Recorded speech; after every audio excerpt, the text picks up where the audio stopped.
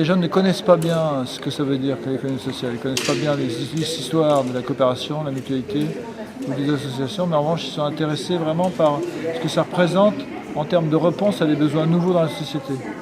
Autour de l'environnement, du dialogue nord-sud, de la dimension mondiale des choses, de la solidarité intergénérationnelle, de la problématique de la pauvreté, de l'exclusion, de la gestion de la différence dans la société, de l'accompagnement des projets individuels dans un ensemble collectif. Beaucoup de jeunes deviennent intéressés et potentiellement entrepreneurs sociaux sans forcément le savoir. L'économie sociale, c'est l'entrepreneuriat collectif organisé de manière démocratique. L'entrepreneuriat classique est individuel, organisé sur une base capitalistique. Donc c'est qui détient le capital exerce le pouvoir.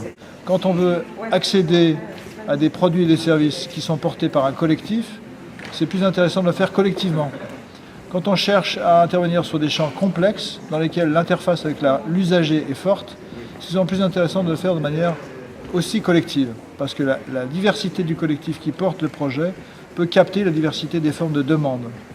Quand en revanche c'est plutôt des offres monolithiques pour des clientèles uniques, simples, relativement récursives dans leurs besoins, le projet capitaliste classique, donc tout à fait respectable aussi, tout à fait applicable.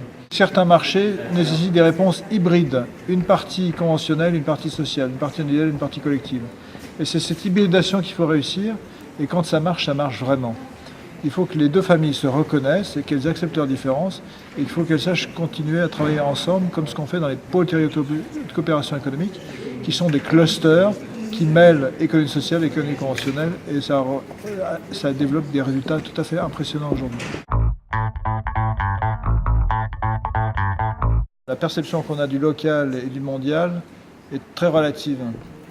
Aujourd'hui, il y a totalement du mondial dans le local et il y a beaucoup de local dans le mondial. Je crois que ce qui est important, ce n'est pas tellement ces échelles-là, qui sont des échelles dites fractales, c'est-à-dire qu'en fait, elles peuvent se retourner complètement et on peut les articuler de manière beaucoup plus forte qu'en ce qu'on perçoit aujourd'hui. Les vêtements qu'on porte sont tous chinois, donc il y a 99%. Nos voitures sont étrangères à 80%, etc., etc. Je peux tout décliner. Le mondial, il est ici au quotidien dans le présent.